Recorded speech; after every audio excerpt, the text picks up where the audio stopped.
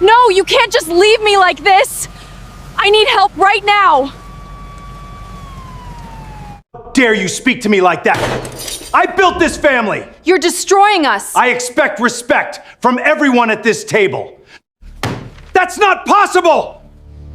The smoke was still thick in my lungs when I called my mother. I stood on the sidewalk in borrowed pajama pants, watching firefighters drag hoses across the lawn of the building I used to call home. Red and blue lights washed over the crowd of neighbors in bathrobes, all of us staring up at the second floor, where flames still licked at the window frames. Everything I owned was either ash or ruined by water damage. My hands wouldn't stop shaking. "Mom," I said, my voice cracking. "The apartment caught fire. Everything's gone. I don't know what to do." There was a pause. Then, sharp as a slap, "Deal with it yourself, Claire. Be more responsible." She hung up before I could say another word.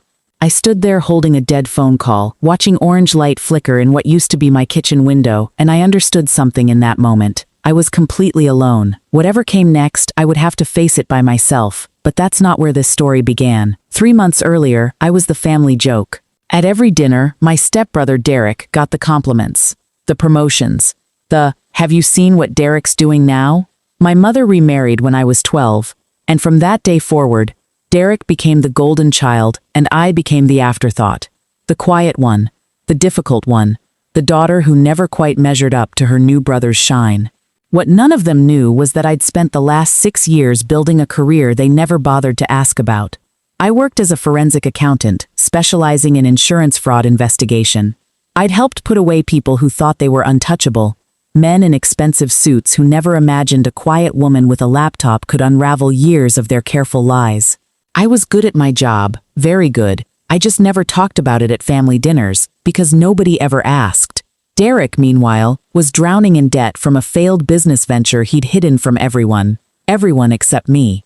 I'd noticed the pattern months earlier, almost by accident, while helping Grandma Ruth organize her financial documents. Shell accounts, a maxed out line of credit, a life insurance policy Derek had quietly taken out with himself, listed as a beneficiary of my grandmother's estate. Grandma Ruth was dying, and her estate was worth more than anyone in that family understood. I understood it perfectly. I was the one she'd quietly named as trustee, 6 months before she got sick. A fact I hadn't told a soul. That was my first mistake. I thought silence would protect me. It didn't. The fire investigator, a tired man named Detective Ruiz, met me at a coffee shop the morning after. He had kind eyes and a manila folder he handled like it was heavier than it looked. "Do you recognize this?"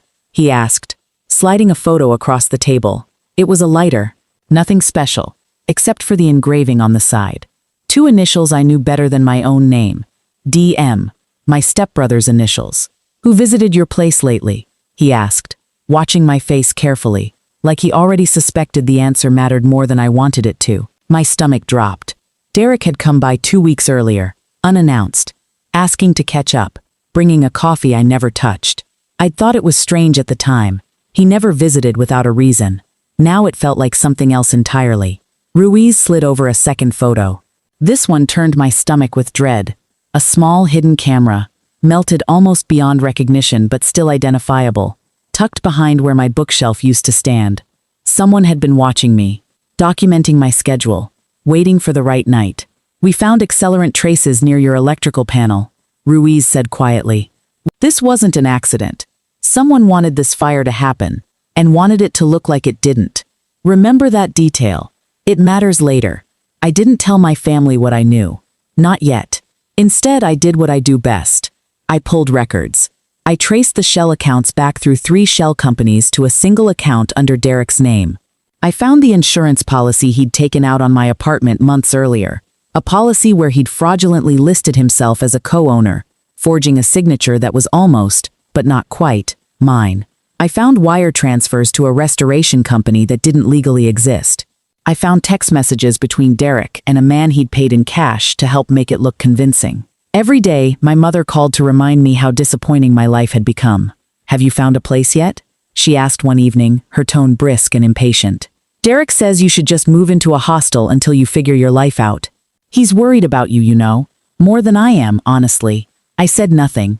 I let her believe I was exactly who she thought I was. Powerless, pathetic, easy to dismiss. I let Derek believe it too. Every unanswered call, every quiet, "I'm managing," fed the story he needed to believe, that I was drowning, and he was safe. They had no idea what was coming. The family gathering happened 2 weeks later at Grandma Ruth's house, called by Derek himself under the pretense of discussing arrangements, now that her health had worsened. The whole family was there. 2 lawyers too, hired by Derek, sitting stiffly at the end of the table. Derek stood at the head like a man who already owned the place. "With Grandma's condition," he announced, voice smooth and rehearsed, "it makes sense for me to step in and manage the estate. I've already spoken with an attorney about the arrangements. I think we can all agree I'm the responsible one here." My mother nodded along, beaming at her golden son. Nobody looked at me. Nobody ever did. "This is where everything changed. Actually," I said, setting a folder on the table. "Grandma named a trustee 6 months ago. It's not you, Derek." The room went still. "It's me." Dropped pens. Silence. My mother's face went pale. Derek laughed. Too loud, too fast. "That's not possible. Grandma would have told me something like that."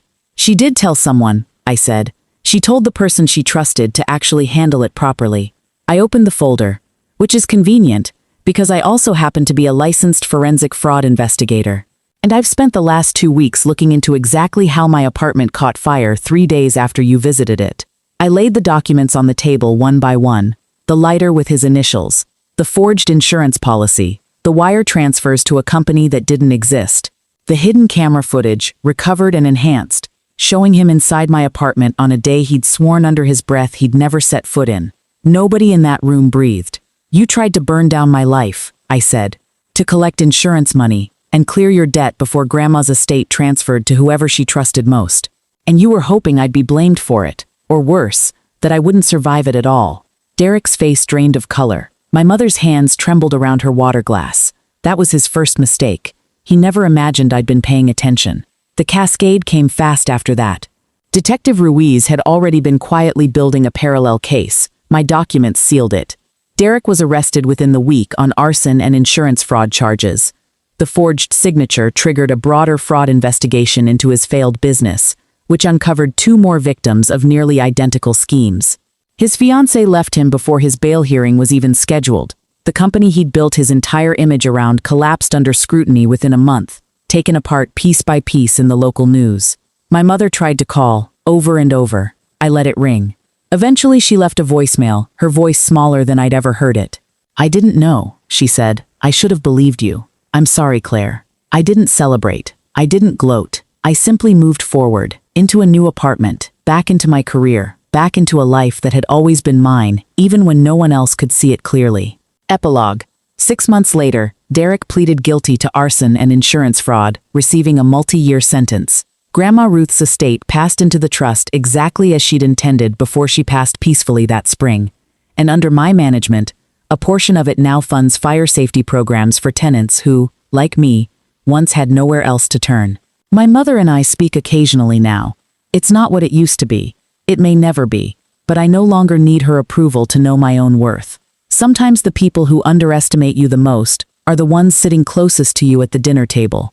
They just don't know it yet. Have you ever been underestimated by someone who had no idea who they were dealing with? Tell me your story in the comments. If you enjoyed this story, like, subscribe, and turn on notifications for more revenge stories every week.